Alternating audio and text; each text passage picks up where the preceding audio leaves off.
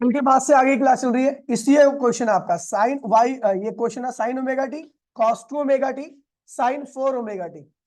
ठीक है, कह रहा है कि ये फंक्शन हार्मोनिक है या नहीं है, और यदि हार्मोनिक है तो इसका पीरियड ऑफ ऑसिलेशन बताओ, या नॉन हार्मोनिक है तो भी इसका पीरियड ऑफ ऑसिलेशन बताओ। ठीक है भैया, देखिए आसान क्वेश्चन है। तो देखिए भैया, पहली बात तो मैं इसको किसी भी कंडीशन पे रिड्यूस नहीं कर सकता, सिंगल साइन और कॉस के टर्म में ये रिड्यूस नहीं कर सकते आप इसको। ये तीन फंक्शन है, ठीक है, और इसको आप रिड्यूस नहीं कर सकते, यानी सिंगल साइन और सिंगल कॉस के टर्म में नहीं लिखा जा सकता। और जब नहीं लिखा जाएगा तो ये कैसा है, नॉन हार्मोनिक। क्या है ये, नॉन हार्मोनिक है। अब नॉन हार्मोनिक है लेकिन ये पीरियोडिक है, नॉन हार्मोनिक है लेकिन ये क्या है, तो इसका पीरियड ऑफ ऑसिलेशन भी बताना मुझे। तो ध्यान दीजिए, आसान क्वेश्चन है। सबसे पहले आपको बता था पीरियड ऑफ ऑसिलेशन होता क्या है। तो जिसमें एक क्या करे, एक जो फंक्शन है वो अपने आप को एक बार कंप्लीट कर ले। कंप्लीट करने के लिए कितना एंगल कवर करता है, 2 पाई का। कितना करता है, समझ गया। तो भैया ये फंक्शन कितने टाइम में अपने आप को रिपीट करेगा, बताइए। देखिए ये वाला फंक्शन जो हैगा वो अपने आप को रिपीट करेगा 2 पाई अपॉन में ओमेगा से। कैसे, क्योंकि इसकी एंगुलर स्पीड क्या है, ओमेगा। इसको एक बार रिपीट करना है तो मतलब कितना एंगल कवर करना है, 2 पाई का। तो ये कितने टाइम में रिपीट करेगा, 2 पाई अपॉन में ओमेगा।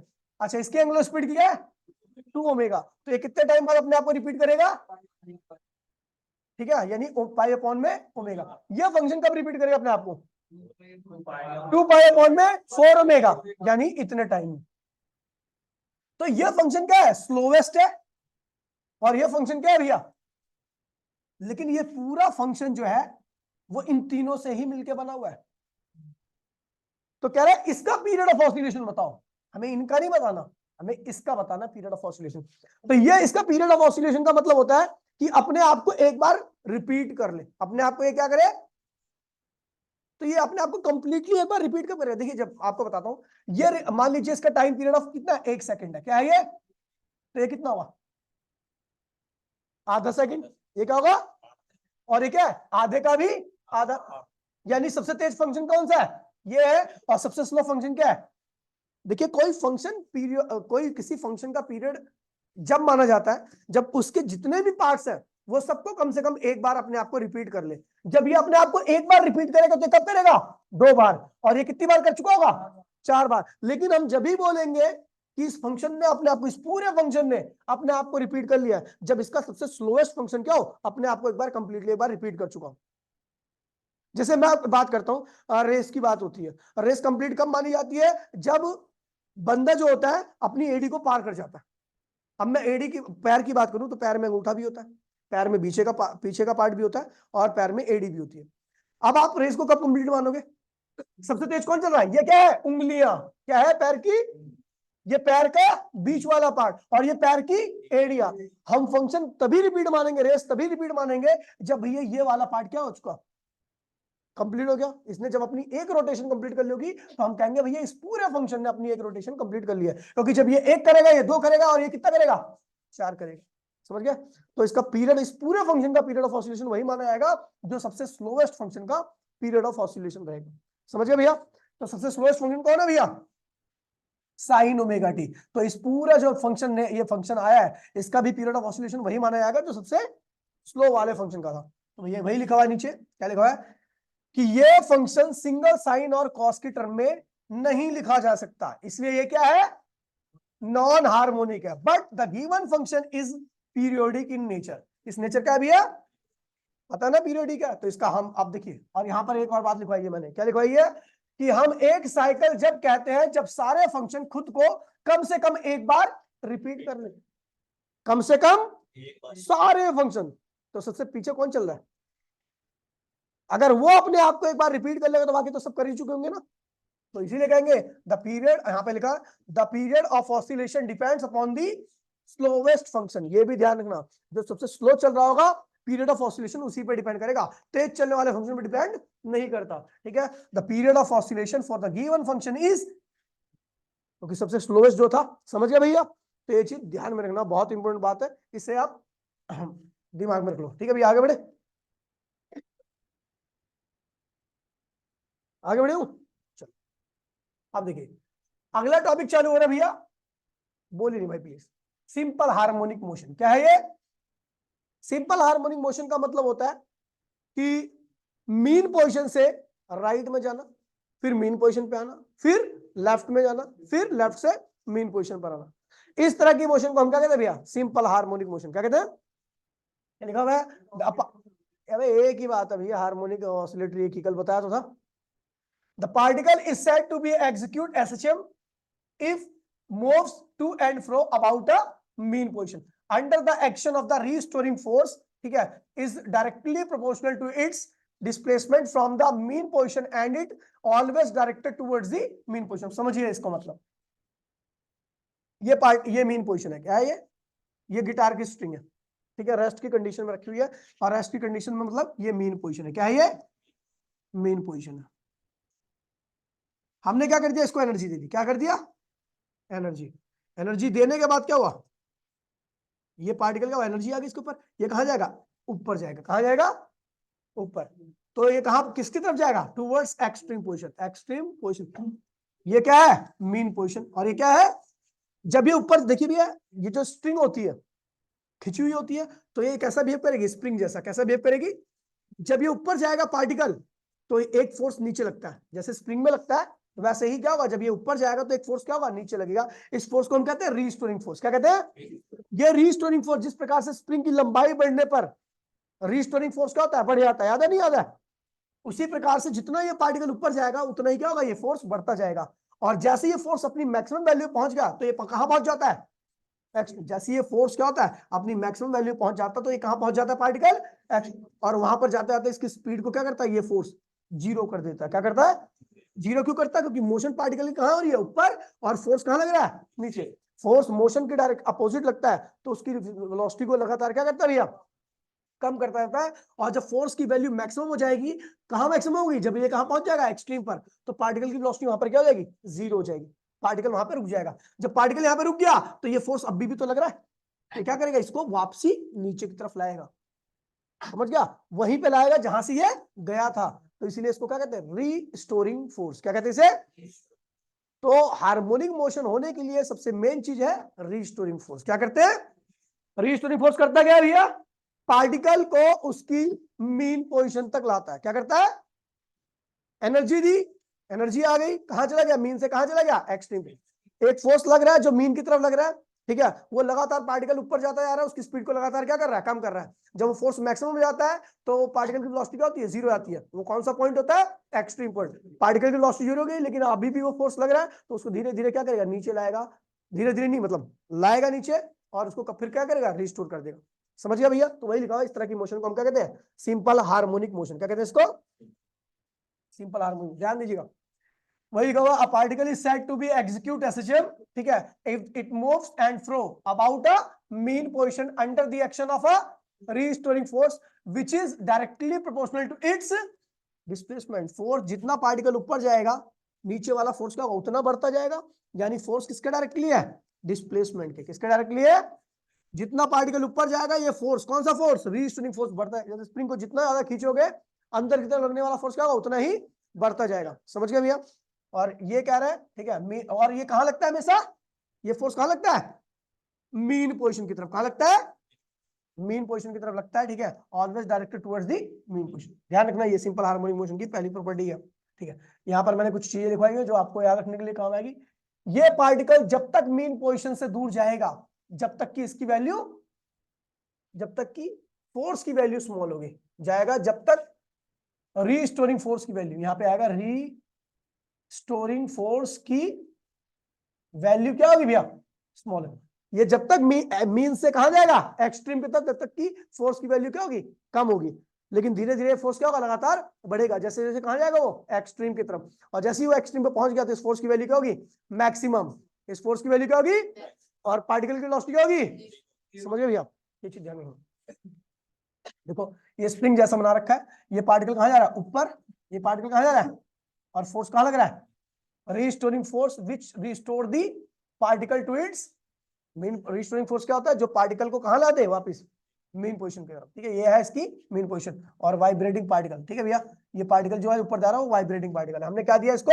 एनर्जी दी, ठीक है। और डायरेक्शन क्या है? ऑलवेज टुवर्ड्स दी इस रीस्टोरिंग फोर्स की वैल्यू क्या होती है, हमेशा डायरेक्शन क्या होती है, हमेशा मेन की तरफ होती है। नीचे एक और चीज लिखाई है आपको याद करने के लिए, ठीक है, लिखा हुआ है, क्या लिखा हुआ है, कह रहा है ये फोर्स एक्सट्रीम पोजीशन से, भाई प्लीज, ये फोर्स एक्सट्रीम पोजीशन से दूर जा रहे पार्टिकल, अरे यार ये मीन आएगा यार, क्या लिख रखा है इसने, ये फोर्स मीन पोजीशन से, ये फोर्स मीन पोजीशन से दूर जा रहे पार्टिकल की स्पीड को क्या करेगा, स्लो डाउन करता रहता है, और एक्सट्रीम पोजीशन पर इसकी स्पीड को क्या कर देगा, जीरो कर देगा। समझ गया भैया, तो इसको मीन लिख देना अभी, ठीक है, देख लेंगे, ठीक है।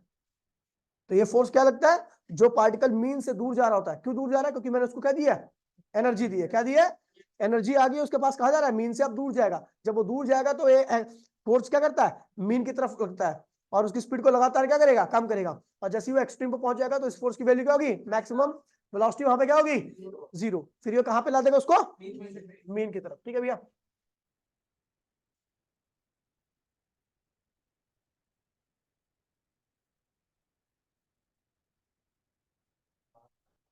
अच्छा, displacement from the mean position,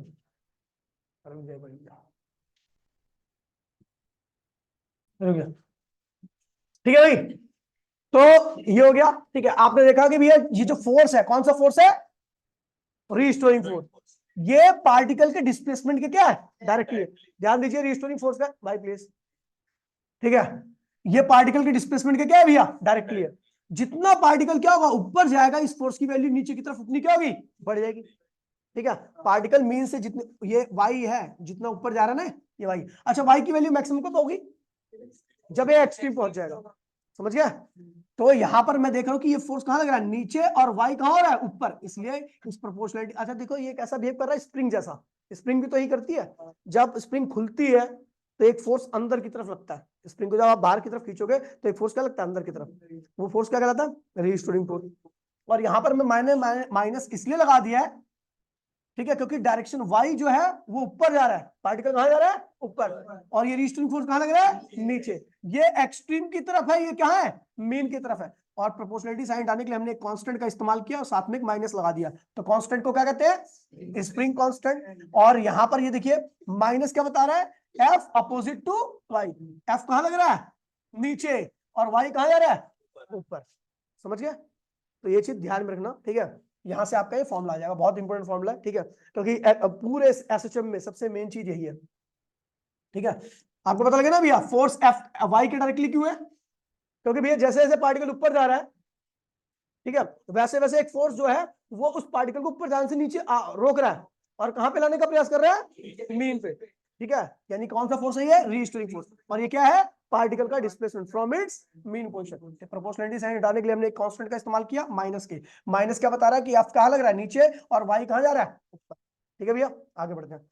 अच्छा, फोर्स क्या है, मास इनटू में एक्सेलरेशन भी होता है, फोर्स क्या होता है, लेकिन किसका मास, पार्टिकल का मास, जो पार्टिकल कहां जा रहा है, मास ऑफ वाइब्रेटिंग पार्टिकल, और ए क्या है, acceleration of, acceleration due to, देखिए भैया ये एक्चुअल में एक्सेलरेशन नहीं है, ये है रिटार्डेशन, क्या है ये, क्योंकि आपको पता है पार्टिकल जब ऊपर, भाई प्लीज, पार्टिकल जब आपको ऊपर जा रहा है तो ये फोर्स कहां लग रहा है, नीचे, पार्टिकल की मोशन कहां पर है, और पार्टिकल की ये जो इसका एक्सेलरेशन हो कहां है, सॉरी, पार्टिकल का मोशन कहां है, ऊपर, और फोर्स कहां लग रहा है, जब फोर्स मोशन की उल्टी डायरेक्शन में लगता है तो स्पीड क्या होती है, कम होती है, उस वक्त उसको एक्सेलरेशन नहीं बोलते, रिटार्डेशन बोलते हैं, लेकिन हमने यहाँ पर एक्सेलरेशन बोल दिया, ठीक है, समझ जाना इसको, ठीक है भैया। तो यहाँ पर क्या हुआ, ए क्या है, एक्सेलरेशन ड्यू टू, एक्चुअल में स्पीड कम हो रही है, तो ये क्या है, रिटार्डेशन, क्या है ये, एम क्या है, वाइब्रेटिंग पार्टिकल का मास, और वाई क्या है, वाई क्या है, डिस्प्लेसमेंट किसकी, वाइब्रेटिंग पार्टिकल की, कहां से, मीन पोजीशन से, किसी भी इंस्टेंट पर, ठीक है, ध्यान रखना।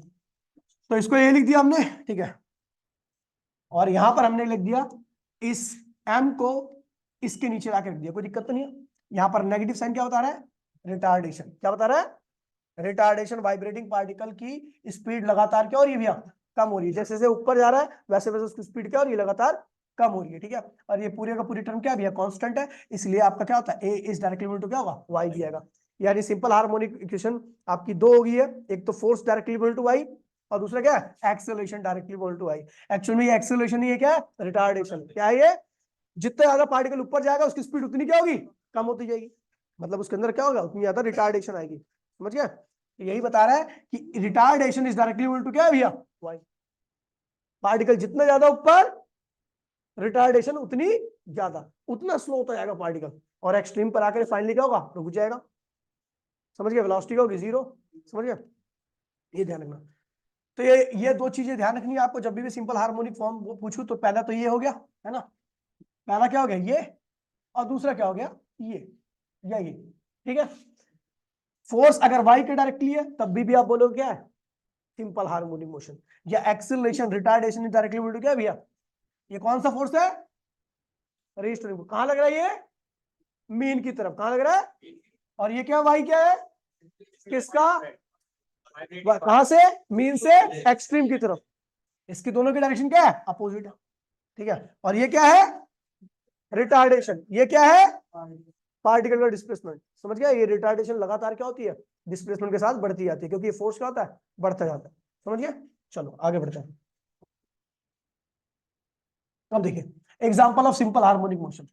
पहला क्या है भैया ऑसिलेशन ऑफ लोडेड स्प्रिंग। अगर आप एक लोडेड स्प्रिंग मतलब क्या होता है, एक स्प्रिंग के ऊपर आप कोई लोड लटका दो और उसको ऐसा मूव करा दो, ऐसा एनर्जी दे दो उसको, तो क्या करता है ऐसे ऑसिलेट करता है, ऊपर नीचे ऑसिलेट करता है।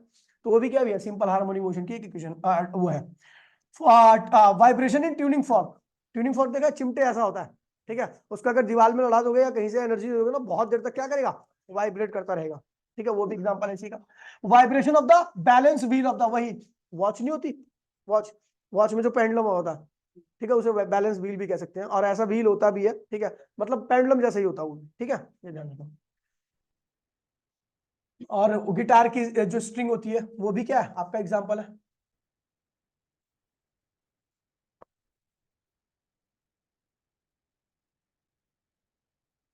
ठीक है, अब देखिए सब important feature of simple harmonic motion. तो कुछ ऐसी चीजें हैं जो सिंपल हार्मोनिक मोशन के लिए आपको याद रखनी है। पहले क्या है ये देखिए, the motion of the particle is क्या है भैया पीरियोडिक होनी चाहिए। क्या चाहिए, मतलब उसका पीरियड ऑफ ऑसिलेशन क्या होना चाहिए फिक्स होना चाहिए। जैसे 1 सेकंड में ऊपर जा रहा है तो 1 सेकंड में ही क्या हो जाए, समझ गया, ये पीरियड ऑफ ऑसिलेशन उसका क्या होना चाहिए फिक्स होना चाहिए। ठीक है, अगला कह रहा है भैया इट्स द ऑसिलेशन, लिखा है it is the oscillatory motion और simple kind of the in which the particle oscillate to and fro. बताया ना आपको भैया पार्टिकल कैसे चाहिए, मीन से ऊपर, फिर मीन की तरफ, फिर नीचे, फिर मीन की तरफ। ठीक है भैया, तो सिंपलेस्ट काइंड है। ठीक है भैया, इसी मोशन को हम क्या कहते हैं भैया सिंपल हार्मोनिक। दूसरा ध्यान रखना, the force acting on the particle is always opposite to the displacement. जो फोर्स होना चाहिए डिस्प्लेसमेंट के क्या होना चाहिए हमेशा अपोजिट होना चाहिए। जो फोर्स होना चाहिए वो हमेशा डिस्प्लेसमेंट के क्या होना चाहिए अपोजिट। फोर्स कहां लग रहा है भैया नीचे, और डिस्प्लेसमेंट कहां हो रहा है ऊपर। ठीक है, हो गया। तो यहां पर फोर्स क्या होना चाहिए डिस्प्लेसमेंट के अपोजिट होना चाहिए। ठीक है, कौन सा फोर्स है ये कौन सा डिस्प्लेसमेंट है। चलो भैया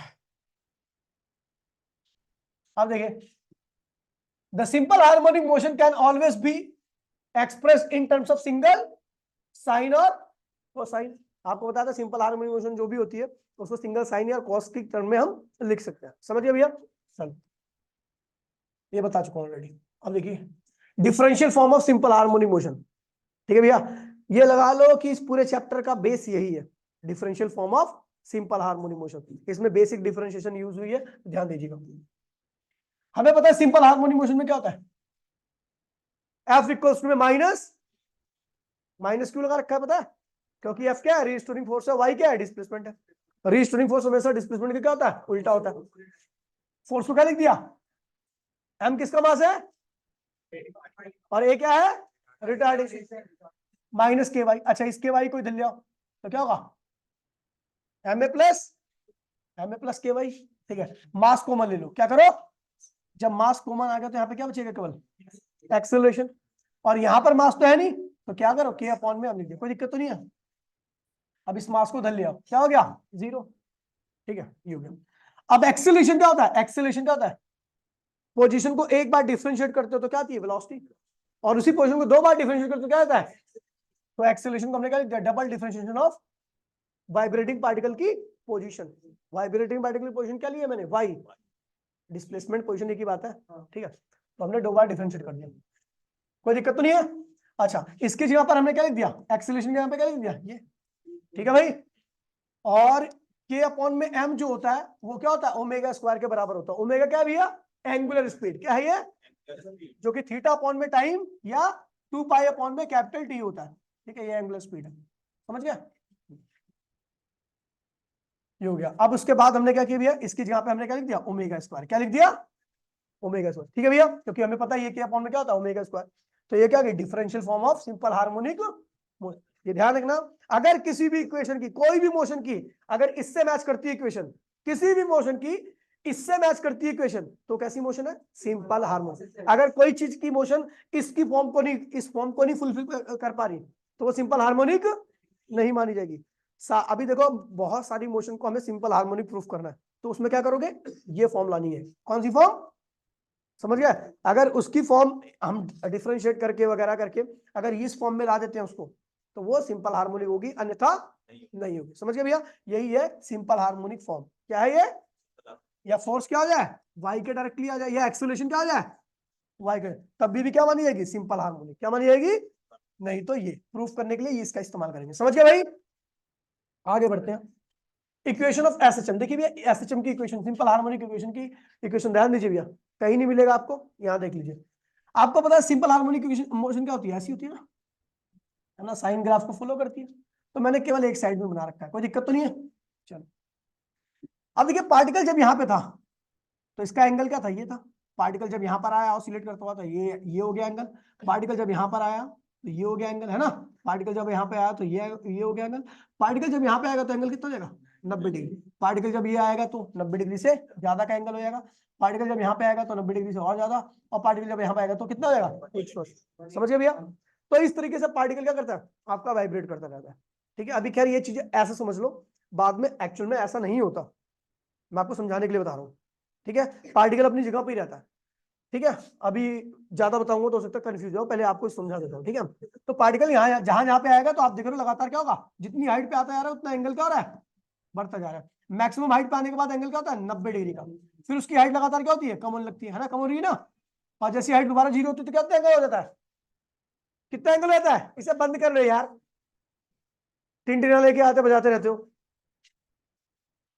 अब देखिए ये क्या है आपका सेमी सर्कल, ये क्या है, इसकी रेडियस क्या है, ए, क्या है, ये भी क्या होगा ए, ये भी क्या होगा ए, ये भी क्या होगा ए, ये भी क्या होगा, यहां से यहां तक की दूरी भी क्या होगी, ए ही होगी।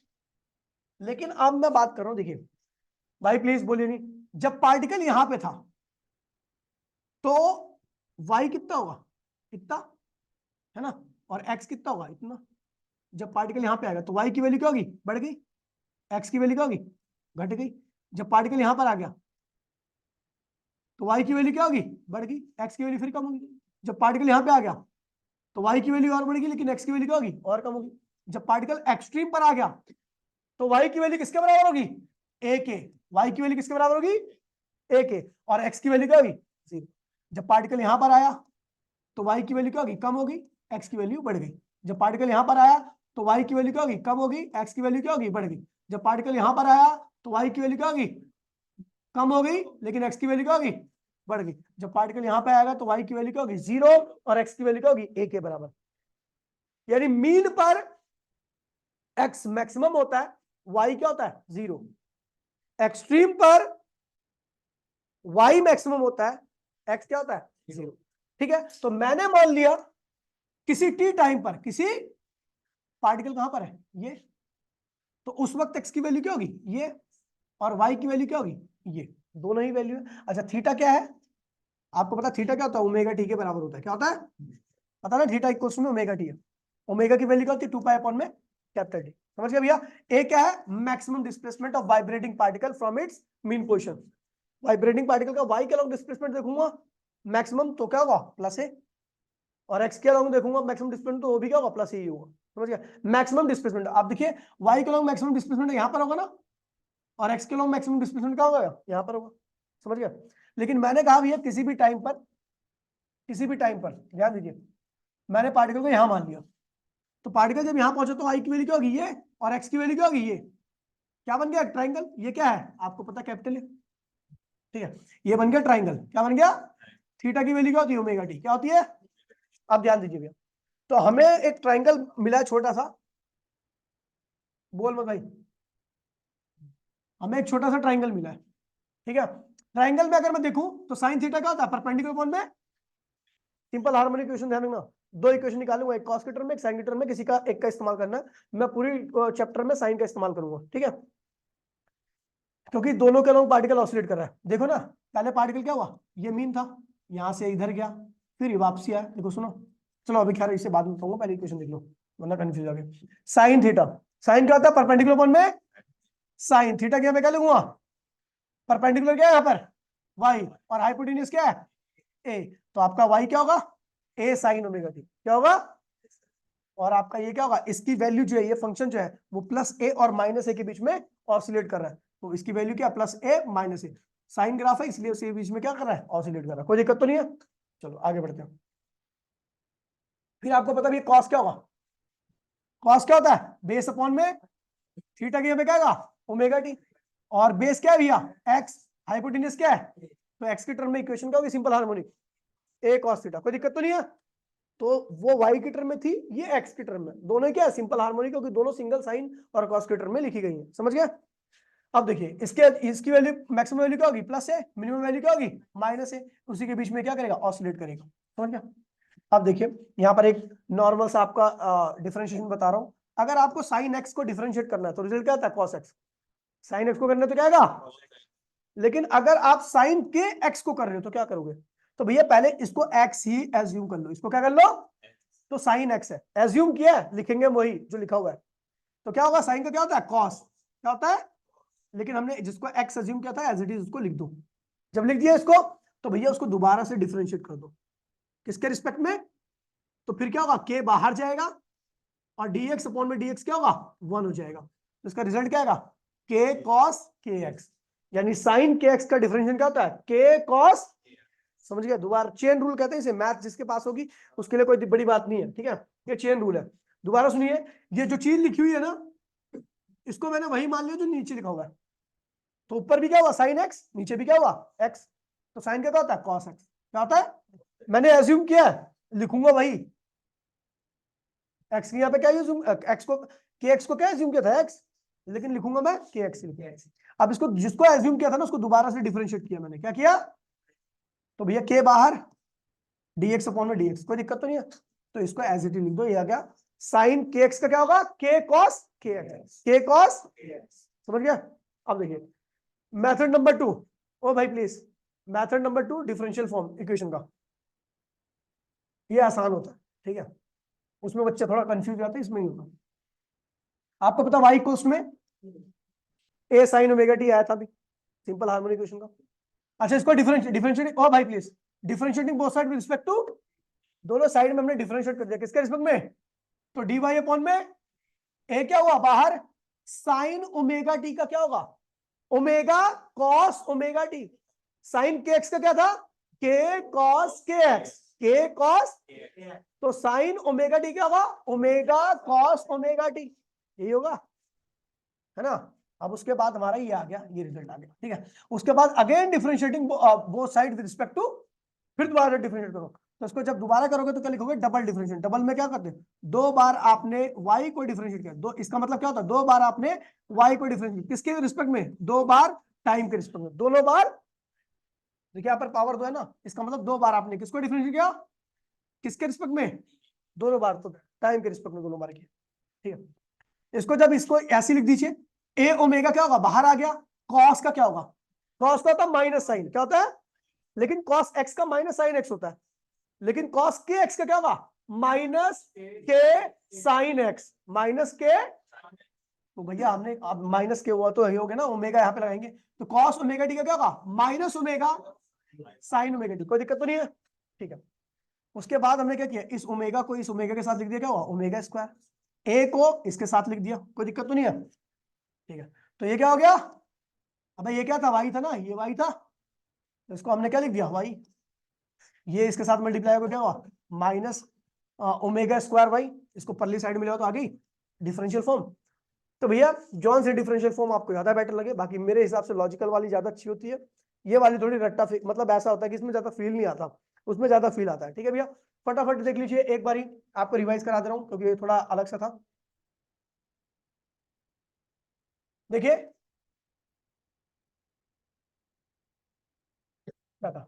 सिंपल हार्मोनिक मोशन हमने क्या पढ़ा था भैया। अच्छा ये वाला क्वेश्चन, इस वाले क्वेश्चन में आपका कंसेप्ट क्या है भैया, इसको हम रिड्यूस नहीं कर सकते सिंगल साइन या कॉस के टर्म में, ठीक है, हार्मोनिक नहीं है, लेकिन ये पीरियोडिक है और इसका पीरियड वही होगा जो सबसे स्लोवेस्ट फंक्शन का होगा।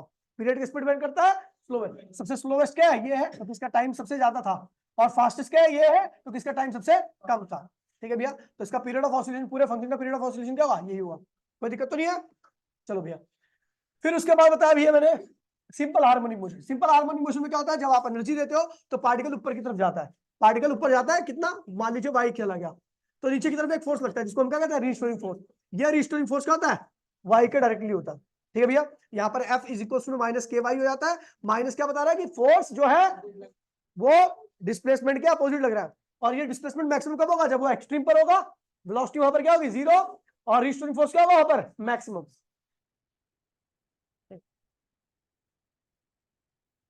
ठीक है, अब देखिए ये देखिए यहाँ पे लिखा हुआ है, ये फोर्स एक्सट्रीम पर क्या होता है भैया, ये फोर्स यहाँ पर एक्सट्रीम पर मीन कर देना इसको, मीन पोजीशन से दूर जा रहा है पार्टिकल की स्पीड को क्या करेगा, स्लो डाउन करता है, और एक्सट्रीम पर इसकी स्पीड को क्या करता है, जीरो कर देता है। वाई क्या है, displacement of vibrating particle from its mean position. और आप देख रहे हो कि ये जो फोर्स है वो वाई पे डिपेंड कर रहा है, लेकिन माइनस लगा दिया, माइनस ये लगा दिया कि वाई ऊपर जा रहा है और एफ क्या आ रहा है, नीचे लग रहा है। ठीक है, चलो आगे बढ़ते हैं। ठीक है, फोर्स को क्या लिख दिया हमने, मास इंटू एक्सेलरेशन, किसका मास, वाइब्रेटिंग पार्टिकल का मास। ए क्या है, एक्सेलरेशन मतलब रिटार्डेशन, माइनस के एक्स, तो ए की वैल्यू क्या होगी, तो ये भी क्या है, सिंपल हार्मोनिक फॉर्म की इक्वेशन है। ठीक है भैया, उसके बाद मैंने आपको बताया कुछ एग्जांपल दिए थे, एग्जांपल दिया आपको, ठीक है। उसके बाद देखिए सम इंपोर्टेंट फीचर, तो पहला क्या है भैया, पार्टिकल कैसे करे, पीरियोडिक मोशन करे। दूसरा क्या करे भैया, जब पार्टिकल ऊपर जा रहा, अच्छा हाँ ये क्या है, ठीक है, हाँ ये चीज मैंने आपको बताई नहीं थी पहली बार में, कह रहा भैया जो पार्टिकल ऑसिलेट कर रहा है ना, उसकी फ्रीक्वेंसी और टाइम पीरियड दोनों क्या होनी चाहिए, फिक्स होना चाहिए। फ्रीक्वेंसी मतलब क्या होता है, अगर वो एक सेकंड में 4 बार ऊपर नीचे आ रहा है तो अगले एक सेकंड में भी क्या होगा, 4 बार ही आना चाहिए। कम हो जाएगा तो वो सिंपल हार्मोनिक नहीं मानी जाएगी, उसका फ्रीक्वेंसी क्या होनी चाहिए, सेम होनी चाहिए। पर सेकंड में नंबर ऑफ वाइब्रेशन कभी चेंज नहीं होना चाहिए। अगला कह रहा है भैया फोर्स जो होता है वो हमेशा कहां पे लगे, मीन की तरफ लगे, और डिस्प्लेसमेंट का क्या हो, डायरेक्टली हो। ठीक है, और अपोजिट हो, क्या हो, सिंपल हार्मोनिक मोशन होती है जिसको सिंगल साइन और कॉस के टर्म में लिखा जा सके। समझ गया भैया। उसके बाद डिफरेंशियल इक्वेशन बताई थी, डिफरेंशियल इक्वेशन में मैंने क्या किया, फोर्स को क्या किया, मास इनटू एक्सीलरेशन, ये माइनस के इसको इधर ले आओ तो क्या हुआ, ये हो गया भाई, प्लीज बोली मत, मास कॉमन ले लीजिए तो क्या हुआ, एक्सीलरेशन। एक्सीलरेशन को हम क्या कहते हैं, 2 बार पोजीशन को डिफरेंशिएट कर दीजिए, 2 बार पोजीशन को, तो 2 बार जब हमने कर दिया तो हमने एक्सीलरेशन का ये लिख दिया, और ये क्या होता भैया, के अपॉन में हम क्या होता, ओमेगा स्क्वायर आ गया। उसके बाद इक्वेशन मैंने ड्राइव कराई, इक्वेशन ड्राइव करने के लिए हमने क्या किया, एक पार्टिकल था जो लगातार ऐसे चल रहा था, मैंने मान लिया टी टाइम पर वो यहाँ पर पहुंचा है, तो वाई कलम कितना चला, इतना, एक्स कलम कितना चला, इतना, यहाँ पर कितना एंगल बनाया, थीटा। आपको पता नहीं, यहाँ पर आएगा 90, यहाँ पर आएगा तो 180, समझ गया। पार्टिकल जब नीचे वाला आएगा तो यहाँ पे क्या होगा, यहाँ पे आएगा 270, यहाँ पे आएगा तो 360, समझ गया भैया।